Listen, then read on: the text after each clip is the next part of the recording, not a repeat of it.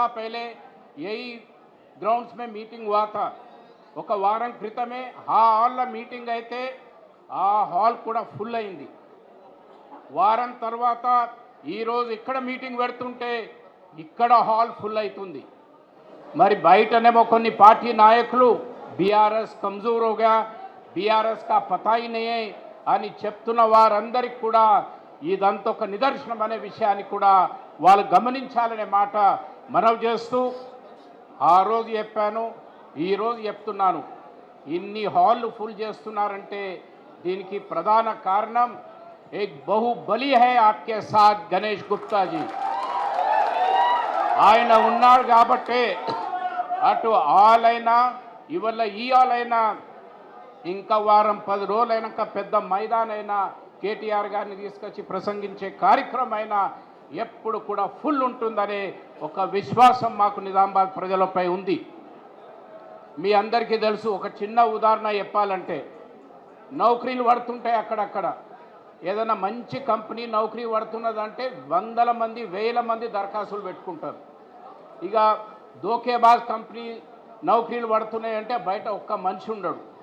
ఇవల్ల ఇంత హౌస్ఫుల్ ఉన్నది, రేపు ఎలక్షన్స్ ఉన్నాయి, నాకు టికెట్ ఇయ్యు నాకు టికెట్ అని ఇంత ఉత్సాహంగా వస్తున్నారంటే 2 సంవత్సరాల అధికారం కోల్పోయి అయినా పార్టీపై నాయకుడిపై ఉన్న భరోసాతోని ఇంతమంది మీరు వచ్చారంటే మన బలం ఎంతుందో మీరే నిదర్శన అనే మాట మీతో మనవి చేస్తున్నా। మిత్రులారా, 2-3 ప్రధానమైన అంశాలు మీ ముందు పెడతాను। ఒకటి, నేను ఇప్పుడే తమ్ముడు చెప్పినట్టు ఎంపీగా పనిచేస్తున్నా, గత వారం రోజుల నుంచి దేశంలో అనేక రాష్ట్రాలు అనేక మంది ఎంపీలతో తిరిగి వచ్చాను। ఆ ఎంపీలందరూ కూడా నా దగ్గరికి వచ్చి ఒకటే ఒక మాట అంటారు, అరే సురేష్ భాయ్, తెలంగాణ మే కేసీఆర్ నాయకత్వంలో ఇంత బలంగా అభివృద్ధి అయినప్పటికీ కూడా మరి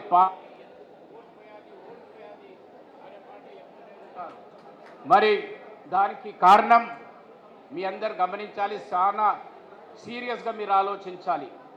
పార్లమెంట్లో ఎప్పుడు చర్చలు జరిగినప్పుడు కూడా ప్రశ్నోత్తరాల సమయం కానీ ఏ చర్చ వచ్చినా రాష్ట్రాలకు బహుమతులు ఉంటాయి, అవార్డులు ఉంటాయి। మున్సిపాలిటీలో మంచిగా పనిచేసిన ఏ రాష్ట్రమైనా, గ్రామ పంచాయతీలో ఏ పని మంచిగా చేస్తుంది, పర్యావరణంలో ఏ రాష్ట్రం బాగా పనిచేస్తుంది, మత సామరస్యాన్ని కాపాడటానికి ఏ పార్టీ ఏ రాష్ట్రం బాగా పనిచేస్తుందంటే గత 10 సంవత్సరాలకెళ్ళి ప్రతి ఒక్క అవార్డు మన తెలంగాణకి వచ్చిన విషయాన్ని కూడా మీరు గమనించాలి మిత్రులారా। ఇది ఆషామాషితో వచ్చిన పని కాదు, ఇది మీ సహకారంతో తెలంగాణలో ఏర్పడ్డ రాష్ట్రం మన ప్రియతమ నేత కేసీఆర్ గారి నాయకత్వంలో 10 సంవత్సరాలు సాధించిన ఇవన్నీ కూడా కృషి ఢిల్లీలో కనిపిస్తుందనే మాట మీతో మనం చేస్తున్నాను। అందుకు ఇప్పుడే తమ్ముళ్ళు చెప్పారు, గల్లీలలో తిరుగుతూ ఉంటే అక్కడ లైట్లు వస్తలేవు, ఇక్కడ మోరీలలో సాఫ్ లేవు, అక్కడ నీళ్ళు వస్తలేవు అనే మాట అంటున్నారు। గల్లీ నుంచి మొదలు పెడితే మరి హైదరాబాద్ దాకా రాష్ట్ర పరిస్థితి అదే విధంగా ఉంది। గల్లీలలో నీళ్ళు వస్తలేవు, రేపు పెద్ద పెద్ద నదుల నీళ్లు, కృష్ణా నీళ్లు, గోదావరి నీళ్లు, దాన్ని ఆపే మరి కుట్రలు జరుగుతున్నాయనే విషయాన్ని కూడా తెలంగాణ ప్రజలు గమనించాలని ఈ సందర్భంలో మీతో మనవి చేస్తున్నాను। మొన్న ఒక ప్రెస్ మీట్ పెట్టిన కేసీఆర్ గారు ఒకే ఒక ప్రెస్ మీట్ పెడితే రాష్ట్రం దేశమంతా అల్చలై మన కృష్ణా నదులపై దోకా జరిగే కార్యక్రమాన్ని వారి ప్రెస్ మీట్ ద్వారా ఆపడం జరిగాదనే విషయాన్ని కూడా మీతో మనవి చేస్తున్నాను। ఈరోజు అందరు కూడా మన వైపే చూస్తున్నారు, निजामबाग की तरफ पूरे लोग देख रहे हैं। गांव के लोग उनका काम करे, गांव में ऐसो ग्राम पंचायत ఎలక్షన్ వల్ల పార్టీల గుర్తు లేకున్నా మన బీఆర్ఎస్ అభ్యర్థులు ఎక్కడుంటే అక్కడ పెద్ద సంఖ్యలో గెలిపించారు। దానికి కారణం ఎందుకంటే బీఆర్ఎస్ పార్టీ కేసీఆర్ గారి నాయకత్వం ఇవి ఉంటేనే రాష్ట్రానికి శ్రీరామ రక్షణ అనే విషయాన్ని రాష్ట్ర ప్రజలు గమనించారు। अगर కేసీఆర్ साहब है तो तेलंगाना सुकून में हर खतरे के दूर रहती बोल के एक भरोसा आप पब्लिक में आई। सो बात फिर एक बात दोहरा रहा हूं आपके सामने। आप अभी तक हमारे मित्र लोग बात किए, రకరకాల ఎమ్మెల్యేలు ఈ జిల్లాలో ఉన్నారనే మాట చెప్పారు। अरे कोई जोकर है तो कोई ब्रोकर है तो कोई स्लीपर है, मगर आप लोगों की खूबी यह है कि आपके साथ एक फाइटर है गणेश गुप्ता। ऐसा फाइटर के लीडरशिप में, ऐसे फाइटर के लीडरशिप में बिल्कुल कामयाबी हमारे पार्टी की हो सकती है, बिल्कुल होगी बोल के भरोसा, इतने बड़े संख्या में आप लोग आए तो पूरा भरोसा आप हम लोगों को दिला रहे। भाइयों और बहनों, मैं आप लोगों को यही बात बताने आया हूं कि आज देखिए हम लोग सिर्फ 4 ही एमपी बचे, वो भी राज्यसभा में। लोकसभा में 1 एमपी नहीं है, सिर्फ राज्यसभा में हम 4 लोग बैठे। मगर देश के खतरा जब भी आता है, अपने स्टेट को जब भी धोखा होने के जो साजिश होती है, तो उस वक्त बीआरएस की आवाज पार्लियामेंट में, लोकसभा, राज्यसभा में हम सुनाते रहते हैं। और यहाँ के केसीआर साहब के सलाह के साथ हम जो सो स्टेट के इंटरेस्ट बचाने की कोशिश कर रहे हैं। तो अभी समय आए, अरे भाई पार्टी లేదు, కౌన్సిలర్ గెలిచి ఏం చేస్తాడు అనే మాటలో పోవద్దు మీరు. మన గెలిచే కౌన్సిలర్ ఎట్లయితే కేసీఆర్ రాష్ట్రం కొరకు పోరాడుతున్నాడో, మన కౌన్సిలర్ మన గల్లీల కొరకు పోరాడతారు. నిన్నటి వరకు ప్రభుత్వం ఉండే ఏమో చేస్తారు కాంగ్రెస్ వాళ్ళు అనుకున్నాం, మరో భరోసా చలే గయా. క్యూ చలే గయా? 100 సార్లు రెండేళ్ళైంది ఎలక్షన్ అయి, 100 సార్లు సీఎం సార్ ఢిల్లీ పోయిండు. 100 సార్లు అయినా 1 కోటి రూపాయలు కూడా అదనంగా రాష్ట్రానికి రావాల్సింది రాలే. अरे 100 बार आप दिल्ली गए सीएम साहब, कम से कम 2 बार निजामाबाद के गलियों में फिरे तो साफ सफाई तो होती थी. मगर आपका पूरा जो है सो साजिश है. इस दिन कारण ఏంటంటే ఒక పార్టీ, మరి కాంగ్రెస్ పార్టీ ఏమో హైకమాండ్కి కమిటీ ఉంటాడు ముఖ్యమంత్రి, ఇంకొక పార్టీ వాళ్ళేమో హైకమాండ్ చెప్పిన ఆదేశాలే పాటిస్తుంటారు. కానీ మన పార్టీ, మన నాయకుడు కేసీఆర్ గారు తెలంగాణ ప్రజల కొరకే పోరాడుతుంటాడు, తెలంగాణ ప్రజల రక్షణ కొరకే నిలబడుతున్నారనే విషయాన్ని మీరు గమనించాలి. నాయకులు లేరని చెప్తారు, నేను చెప్తా ఉన్నా. అరే ఎంపీ అరవింద్, ఒక్కసారి మా పార్టీ ఆఫీస్ లైవ్ నడుస్తూ ఉంది చూడు. ఇక్కడ చూసినాక మా మంది ఉన్నారా లేరా మళ్ళా మాట్లాడరా భయ్. మరి మందే లేకపోతే బీఆర్ఎస్ నాయకులకు ఫోన్లు ఎందుకు ఎత్తున్నారా? పొద్దున్న లేచి రండి రండి రండి అని. మీ ఇంట్లో మండి నిండా ఉంటే మా మంది ఎందుకురా? మరి వీళ్ళ కథ ఎట్లుందంటే, మందికి పుట్టిన వాళ్ళు మా వాళ్ళు అని చెప్తారు, కాంగ్రెస్ వాళ్ళు బీజేపీ వాళ్ళు. నేను నిన్నటి నుంచి ఇదే చెప్తా ఉన్నా, బోధనలో అయినా, ఈడైనా, ఆర్మూర్లో అయినా. ఇక స్టోరీకి వస్తా. మీ అందరి అభిమాన నాయకుడు గతంలో నిజామాబాద్ యొక్క అర్బన్ ప్రాంతాన్ని రాష్ట్రంలోనే కేసీఆర్ గారి కాలంలో ఒక స్వర్ణయుగంగా 10 ఏళ్ళు స్వాతంత్రం వచ్చినప్పటి నుంచి ఎప్పుడు లేని అభివృద్ధిని, ఎంతో పెద్ద పెద్ద మీసాలు వేసిన నాయకులు చేయని అభివృద్ధిని చేసి దమ్మున్న నాయకుడు ఎవరైనా ఉన్నారంటే అది మన అందరి అభిమాన నాయకుడు మన గణేష్ గుప్తా అని చెప్పి సందర్భం చేస్తున్నాం. అందుకోసమే కేసీఆర్ గత 10 సంవత్సరాల కాలం, నిజామాబాద్లో గణేష్ అన్న 10 సంవత్సరాల కాలం ఒక స్వర్ణయుగం అని చెప్పి సందర్భంగా నేను తెలియజేస్తా ఉన్నా. ఇప్పుడున్నది ఈ బీజేపీ కాంగ్రెస్లో ఉన్నది ఇది రాతి యుగం అని చెప్తున్నా. కరెక్ట్ కాదా? మరి సప్పట్లే. వాళ్ళది రాతి యుగమా, మనది స్వర్ణయుగమా చెప్పాలి. కాబట్టి గట్టిగా మాట్లాడురే, మెల్లగా మాట్లాడే ఓడిపోయినాం మనం. ఇప్పుడు ఈ యొక్క కార్యక్రమానికి ముఖ్య అతిథిగా విచ్చేసినటువంటి ఒకటే మార్పున్నది.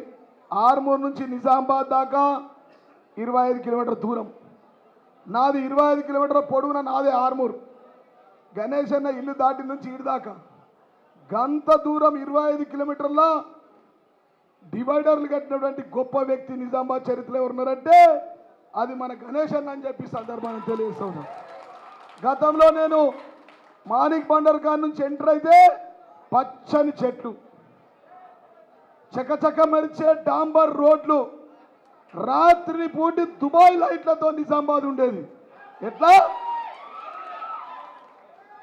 వాస్తవం కాదా? చకచక మెరిచే లైట్లతో ఉండేది.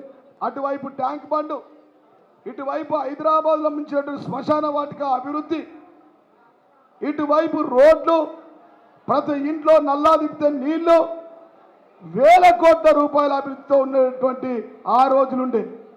ఇప్పుడు కొత్తగా వచ్చిర్రు, ఒకడు జోకర్, ఇంకొకడు బ్రోకర్. వీడు అరవింద్ గారు జోకరా కాదా? ఆయన ఏం మాట్లాడతారో మాకే తెలియదు. ఈ కాంగ్రెస్ వాళ్ళేమో బ్రోకర్లు, ఇక మీ ఎమ్మెల్యేనేమో ఇవన్నీ ఇడిసబెట్టిండు, అసెంబ్లీలో పోయి మంచిగా వంటుండు. పంటుండా లేదా? పంటుండా? పాత గోడలకు సున్నలేస్తుర్రు. వీడు వాడు పోటీపడి ఈయన నేను మంత్రి అయితా అని నాకు మతి మరపు వచ్చింది. బోధన సుదర్శన్ రెడ్డికి ఏమొచ్చింది? మంత్రి కాలే కానీ మతి మరపు వచ్చింది.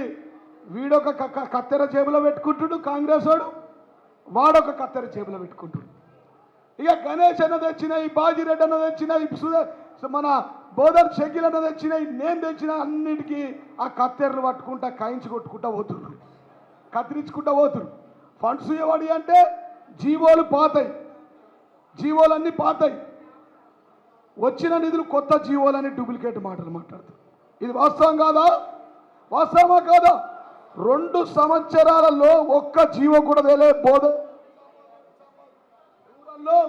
అదేవిధంగా నిజామాబాద్ అర్బన్లో, ఆర్మూర్లో ఒక్క కొత్త జీవో రాలే, ఒక్క రూపాయి రాలే. ఏమైనా ఇనాగ్రేషన్ చేస్తే కేసీఆర్ ఇచ్చిన నిధులకు ఇనాగ్రేషన్ చేసుడు. ఆ ఇనాగ్రేషన్లకు వీడికి అవ్వలేదు, వాడికి పాపు లేదు. వీడేమో కాంగ్రెస్ వాడికి ఎమ్మెల్యే లేడు, వాడేమో బీజేపీ వాడికి నిధులు లేవు. మందికి పుట్టిందని మా వాళ్ళని చెప్పుకోగలుగుతారు 2 కొడుకులు. అవునా కాదా? మరి సప్పట్లే ఇవ్వరా? మందికి పుట్టిన వాళ్ళు మా వాళ్ళు. అరే ఒక్క పైసా కేంద్రంలో 2 సార్లు ఎంపీ గెలిపిస్తే ఈ నిజామాబాద్ డిచిపల్లి అన్న కాన్సెన్స్ దాటినాక మొదటి ధరస్తే గా బ్రిడ్జ్లు కడతలేడు. గంత సన్నాసి దద్దమ్మ ఈ జిల్లా ఎంపీ ధర్మపురి అరవింద్. వాడు వచ్చి నుంచి శని చుట్టుకున్నట్టే చుట్టుకున్నాయి మాకు 2 ఏళ్ల నుంచి. 2 ఏళ్ళు ఎన్నేళ్ళు అయింది? 2 ఏళ్ళకి 2 పిల్లర్లు అయితే కంప్లీట్ అవుతాయి. భూమి మేమే ఇచ్చినాం, R&B నిధులు తెచ్చిండు సార్ గణేష్ అన్న. ఇన్ని తెస్తే ఈడొక బ్రిడ్జ్, గాడొక బ్రిడ్జ్. నిజామాబాద్ శని ఉన్నట్టు ఉంటుంది, రాగానే శ్మశాన వాటిగా యూసి వచ్చినట్టు ఉంటుంది ఆ బ్రిడ్జిని చూస్తే. ఆయన నల్లిపోయి 9 సార్లు పోటీ చేస్తే పాపం చనిపోయింది డి శ్రీనివాస్, 3 సార్లు గెలిచిండు. ఆయన బైపాస్ అప్పుడు చాలు చేస్తే మన గణేష్ అన్న కంప్లీట్ చేసిండు. ఇది వాస్తవం కాదా? ఇది వాస్తవమా కాదా? మొగులకు ముఖం పెట్టి కాంగ్రెస్ డోకాబాజ్ మాటలు, ఇక అక్రమ అరెస్టులు, పోలీసు వాళ్ళ బాధలు, నిజామాబాద్ కార్యకర్తలు, కార్పొరేటర్లు, అర్బన్లో అవా ఉంటే దీని గాలి ఆర్మూర్ పాల్కొండ దాకా పోతుంది. ఎక్కడ దాకా పోతుంది? ఇవాళ నిజామాబాద్లో పుట్టించినటువంటి అర్బన్లో అవా మొత్తం భీమ్గల్ మున్సిపాలిటీ, ఆర్మూర్లో ఆర్మూర్ మున్సిపాలిటీ, బోధన్ మున్సిపాలిటీ, నిజామాబాద్లో మేయర్ మరొకసారి గులాబీ జెండా ఎగరబోతుందని చెప్పి సందర్భాలు తెలియజేస్తున్నాం. వేలాది మంది తరలి వచ్చి ఇక్కడ, వేలాది మంది. ఒక చిన్న మీటింగ్ నిన్న అనుకున్నాం. బోధనలో షకీల్ భాయ్ ముట్టించిండు అగ్గి. అన్న మాస్గా తెలుసు కదా, అన్న వస్తే ఒలిచలు ఉండదు, అలచలు అక్కడ అలచలు స్టార్ట్ చేసిండు షకీల్ అన్న. ఇక్కడ అన్న పెట్టిండు. వీళ్ళిద్దరిని చూసి నాకు జోష్ వచ్చి నేను రేపు పెట్టినా. జోష్ వస్తుంది మాకు, మీకు ఎట్లా జోష్? మిమ్మల్ని చూస్తే మాకు జోష్ వస్తుంది. అయితే మున్సిపల్ ఎన్నికలు దాదాపుగా అనౌన్స్ అయినట్టే. ఇయ్యాలనో రేపో మనకు నోటిఫికేషన్ కూడా వస్తుందనేటటువంటి వార్తలు కూడా మనకు వస్తూ ఉన్నాయి. అయితే మన ప్రభుత్వం లేకపోయినా టికెట్ల కోసం ఎంతమంది ఆశావాహులు ఉన్నారంటే ఇప్పుడు ఏర్కొని ఇవ్వాల్సినటువంటి పరిస్థితి. మరి బీఆర్ఎస్ పార్టీకి కార్యకర్త లేకపోతే ఒక్కరోజు ముందు చెప్తే ఇంత పెద్ద గులాబీ సైన్యం వస్తుండేని అనేటటువంటి విషయాన్ని నేను అడుగుతా ఉన్నాను. వేరే పార్టీ వాళ్ళు గులాబీ సైన్యం మీద కన్నేసి అరే టీఆర్ఎస్ పార్టీలో నిజమైనటువంటి కార్యకర్తలు ఉన్నారని చెప్పేసి గాలం వేసి మా దగ్గర నుంచి లాక్కుంటున్నారంటే వాళ్ళ పార్టీ పరిస్థితిలో కూడా ఇక్కడి నుంచి మనం అంచనా వేయాల్సినటువంటి అవసరం ఉంది. మరి ఈరోజు బీఫామ్ ఇచ్చిన తర్వాత మీరందరు రంగంలోకి పోతారు. రంగంలోకి పోయిన తర్వాత ఏం చెప్పుకోవాలి, ఏం చెప్పి మనం ఓటు అడగాలి? మన ప్రత్యర్థులు కాంగ్రెస్ పార్టీ కానీ బీజేపీ పార్టీ కానీ ఇతర పార్టీలు ఎవరు పోటీ చేసినా వాళ్ళు ఏం చెప్పుకుంటారో కూడా మనం ఇక్కడ నుంచి మనం డిస్కస్ చేయాల్సినటువంటి అవసరం ఉంది. మరి బీఆర్ఎస్ పార్టీ అభ్యర్థులు చెప్పుకోవడానికి చాలా ఉంది. ప్రతి డివిజన్లో 5,000 ఓట్లు ఉంటాయి. దాదాపు 3,000 నుంచి 3,500 మట్టుకు పోల్ అవుతాయి. మన దగ్గర మెజార్టీలో చూస్తే కాంగ్రెస్, టీఆర్ఎస్, బీజేపీ ఉంటాయి. మైనార్టీలో చూస్తే టీఆర్ఎస్, కాంగ్రెస్, ఎంఐఎం ఉంటుంది. అయితే టీఆర్ఎస్ ఇక్కడ కూడా కామనే, అక్కడ కూడా కామనే. ఎంఐఎం ఇక్కడ ఉండదు, బీజేపీ అక్కడ ఉండదు. మరి ఏ డివిజన్లో చూసినా 5,000 ఓట్లలో 3 నుంచి 3,500 ఓట్లు పోలైతే ప్రతి డివిజన్లో మెజార్టీ కానీ మైనార్టీ కానీ బీఆర్ఎస్ ఓటు బ్యాంకు కనీసం 1000 ఉంటాయని చెప్పేసి ఈ సందర్భంగా మీకు తెలియజేస్తా ఉన్నా. ఆ ఓటు బ్యాంకు కాంగ్రెస్కి లేదు, ఆ ఓటు బ్యాంకు బీజేపీకి లేదు, ఎంఐఎంకి లేదు, ఎవ్వరికి లేదు, కానీ బీఆర్ఎస్కి ఉంది. ఎందుకంటే కేసీఆర్ గారు ఇచ్చినటువంటి పథకాలు, అది పింఛన్ కావచ్చు, కళ్యాణ్ లక్ష్మి కావచ్చు, షాదీ ముబారక్ కావచ్చు, కేసీఆర్ కిట్ కావచ్చు, ఇవన్నీ కూడా కేసీఆర్ గారు ఇచ్చినటువంటి పథకాలే. మరి ఈ పథకాలు ఆ లిస్టు తీసుకొని మన పోటీదారుడు ఎవరైతే మన అభ్యర్థి ఉన్నాడో ఆ ఇంటింటికి పోయి మనం వాళ్ళ రిక్వెస్ట్ చేసినట్టయితే తప్పకుండా ఓటు మనకే వస్తుంది, వేరే పార్టీకి పోయే సమస్య లేదు.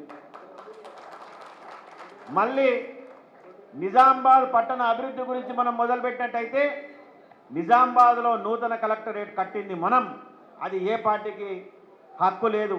ముమ్మాటికి బీఆర్ఎస్ ప్రభుత్వంలో నిజామాబాద్ కలెక్టరేట్ కట్టినాం. దాని పక్కనే ఒక skill development centre, NAC building కట్టినాం. గిరిరాజ్ కాలేజ్ ఉంది.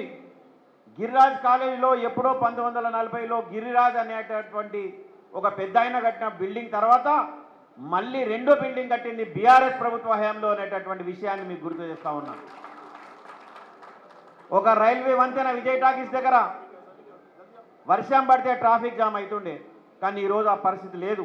రెండో రైల్వే వంతెన మనమే నిర్మించినాం. మున్సిపల్ నూతన భవనాన్ని కట్టినాం,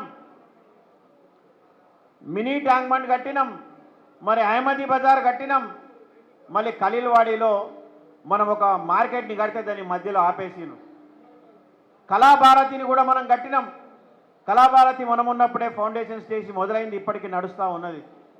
25 కిలోమీటర్ల సెంటర్ మీడియాలు కట్టినాం, చెట్లు పెట్టినాం, లైట్లు పెట్టినాం. మరి ఇన్ని చెప్పుకోవడానికి అండర్ గ్రౌండ్ డ్రైనేజ్ పెట్టినాం, ఎస్టీపీలు పెట్టినాం, ఇంత అభివృద్ధి చేసినాం. మరి ఇవన్నీ కూడా మనం చెప్పుకోవచ్చు. మరి 2 సంవత్సరాల కాంగ్రెస్ ప్రభుత్వంలో వాళ్ళు చెప్పుకునేది ఏముంది? మరి నిజంగా వాళ్ళు ఏమైనా అభివృద్ధి చేసిరా? చెప్పుకోవడానికి ఏమైనా ఉందా? లేదు. ఒక్కొక్క ఇంటికి మనం పోయి కనీసం 10 నిమిషాలు మాట్లాడేటటువంటి పరిస్థితి, ఆ అభివృద్ధి గురించి చెప్పేటటువంటి పరిస్థితి మనకుంది. మరి బీజేపీ పార్టీ ఏముంది? వాళ్ళు చేసిన అభివృద్ధి ఏంది? మనం పెట్టినటువంటి మన ఎలక్ట్రిక్ పోల్స్కి లైట్లు లేవు. స్పైరల్ లైటింగ్ దీపావళి నాడు 25 కిలోమీటర్ల లైటింగ్ మనం పెట్టి మనం చాలు చేస్తే ఈరోజు 25 పోల్స్ కూడా లైట్లు లేవనేటటువంటి విషయాన్ని మీకు తెలియజేస్తా ఉన్నా. కరెంటు స్తంభాలకు లైట్లు లేవు. కొంతమంది కాలనీ వాళ్ళు మాకు వచ్చి చెప్తారు, సార్ మేము ఇంటింటికి 100 రూపాయలు వేసుకొని మేము స్తంభాలకు లైట్లు పెట్టుకుంటున్నామని చెప్పేసి. మరి ఆ పరిస్థితి మెజార్టీ మైనార్టీలు ఎక్కడ పోయినా ఉంది. हमारा माइनॉरिटी भाइयों से गुजारिश है, आप लोग जब माइनॉरिटी एरिया में जाएंगे आपको बोलने की बहुत लंबा लिस्ट है.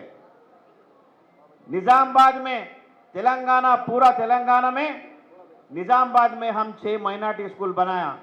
टिमरिस का 6 माइनॉरिटी स्कूल बनाया. एक एक स्कूल 20 करोड़ रुपए से 120 करोड़ रुपए लगा के हम माइनॉरिटी स्कूल बनाया, जिसमें आपके बच्चे पढ़ रहे हैं. ये हम लोगों के सामने लेके जाना है. बाबन साहब पहाड़ी का ब्रिज कौन बनाया? बीआरएस गवर्नमेंट ने बनाया. गौशाला का रोड कौन बनाया? बीआरएस गवर्नमेंट ने बनाया. धर्मपुरी हिल्स का रोड कौन बनाया? बीआरएस ने बनाया. पेंटर कॉलोनी और ड्राइवर्स कॉलोनी, वहां पे रोड कौन बनाया? बीआरएस गवर्नमेंट ने बनाया. नागारा में गरीब लोग रहते थे, इसीलिए नजरअंदाज करते थे उसको. कोई रोड नहीं, कोई मोरी नहीं, कोई नाला नहीं. लेकिन आज हम हुकूमत में 10 साल रहने के बाद नागारम पूरा गरीब एरिया नहीं रहा, उसको हम अमीर एरिया बना दिए. लोग गरीबी हो सकता, लेकिन हुकूमत के तरफ से हमने रोड बनाया, नालियां बनाया, लाइटा बनाया, हर चीज का इंतजाम हमने किया. ये आप बोलना चाहिए हैमदी बाजार में हमारे बीआरएस गवर्नमेंट में हमारे गणेश गुप्ता साहब ने अच्छा बिल्डिंग बनाया, लेकिन आज शेडर क्यों नहीं दे रहे? आज ये सवाल आप लोगों से पूछना चाहिए। हम बनाए, हम देने के लिए रेडी हो गए थे, इलेक्शन कोड आ गए, फिर हम चले गए, लेकिन बना के अभी खत्म हो के 2 साल हो गया, आज तक क्यों नहीं दे रहे? हमारे बाजार में शेडर क्यों नहीं दे रहे? वहां पे इलीगल एक्टिविटीज चल रहा है, इसीलिए ये डिमांड हम भी करेंगे और आप लोग भी करना चाहिए। और ये नहीं समझना कि हम नादान हैं, हम नादान नहीं है, हम बहुत ताकत वाले हैं बीआरएस पार्टी, नहीं है तो इतना लोग यहां पे नहीं रहते। सारा तेलंगाना में आप देखिए सरपंच इलेक्शन हुआ, 35 से 40% सरपंच इलेक्शंस में बीआरएस पार्टी जीती, 35 నుంచి 40% మరి बीआरएस పార్టీనే సర్పంచ్లో గెలిచినటువంటి విషయాన్ని గుర్తు చేస్తా ఉన్నా। కాబట్టి మీరు బీ ఫామ్ తీసుకున్న తర్వాత సరే మేము సర్వేలు చేపిస్తాం, ఒక్కొక్క డివిజన్లో 4, 5, 3 ఇట్లా ఉన్నాయి పేర్లు, సర్వేలు చేపించిన తర్వాత అవి ఒక కమిటీ ఉన్నది, దాంట్లో విజీ గౌడ్ గారు ఉన్నారు, సురేష్ రెడ్డి గారు ఉన్నారు, ప్రశాంత్ రెడ్డి గారు ఉన్నారు, మా జీవన్ రెడ్డి గారు ఉన్నారు, అందరం కలిసి ఆ సర్వే రిపోర్ట్లకు ఆధారంగా బీ ఫామ్లు ఇస్తాం। ఈ బీ ఫామ్ పట్టుకొని ప్రజల్లోకి పోయి నేను చెప్పినటువంటి విషయాల్ని మీరు ప్రజల ముందుకు తీసుకోవాలి। అది పెన్షన్ కావచ్చు, మళ్ళీ ఒకసారి చెప్తున్నా, అది పెన్షన్ కావచ్చు, షాదీ ముబారక్ కావచ్చు, కళ్యాణ్ లక్ష్మి కావచ్చు, కేసీఆర్ కిట్ కావచ్చు, మనం చేసినటువంటి అభివృద్ధి కావచ్చు। మరి ఈరోజు నిజామాబాద్లో మనం ఏమేం చేసినాం? ఖాళీ అభివృద్ధి చేసినామా? ఖాళీ అభివృద్ధి చేసినామా? చాలా కమ్యూనిటీ హాల్స్ ఇచ్చినాం, 300 కాపు, పద్మశాలి, ఆర్య కట్క, ఈ కులం ఆ కులం అని కాదు, ప్రతి కులానికి కూడా మనము డెవలప్మెంట్, మనము కమ్యూనిటీ హాల్స్ కట్టించినాం।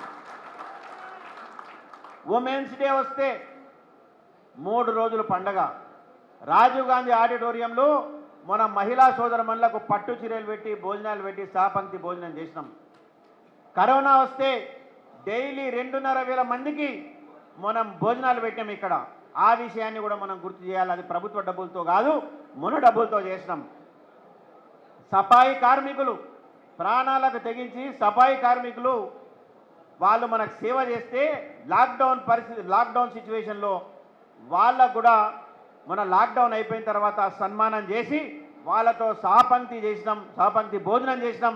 ప్రతి మేడే రోజు వాళ్ళకు గౌరవించినటువంటి విషయాన్ని కూడా మనం తెలియజేయాలి। ఈ విషయాలు ఏ పార్టీ చేయలే, కాంగ్రెస్ చేయలే, బీజేపీ చేయలే, ఎవ్వరు చేయలే, మనమే చేసినాం। మరి డాక్టర్లకు సన్మానం చేసినాం, నర్సులకు సన్మానం చేసినాం, ఈ క్లాస్ 4th ఎంప్లాయీ కూడా మనం సన్మానం చేసినాం। ఒక ప్రభుత్వంగా కాంగ్రెస్ పార్టీ 2 సంవత్సరాల్లో చేసింది ఏమి లేదు, అట్టారు ఫెయిల్ అయినరు। మరి బీజేపీ ఇక్కడ ఎమ్మెల్యే గెలిచిండ్రు, మరి ఏం చేసిరు? ఏం చేయలే, ఉన్న లైట్లు పోయినాయి, ఉన్న చెట్ల కూడా నీళ్ళు పోసేటటువంటి పరిస్థితి లేదు। కాబట్టి డెఫినెట్గా అడ్వాంటేజ్ మనకే ఉంది। మరి మీరు ప్రజల్లోకి పోయి ఈ విషయాలన్నీ చెప్పి మళ్ళీ మన నిజామాబాద్ మున్సిపల్ బిల్డింగ్ మీద గులాబీ జెండా ఎగిరే విషయంగా మనం పనిచేయాలని చెప్పేసి తెలియజేస్తూ, చరిత్ర సృష్టించినోడు ఇప్పుడు ఆ చరిత్రని తిరగరాయబోతున్నాడు। అబద్ధాల గోడల్ని బద్దలు కొట్టి నిజాలను రాగా మీ ముందుంచబోతున్నాడు। నిజమైన వార్తల కోసం వెంటనే డౌన్లోడ్ చేసుకోండి రా యాప్ని।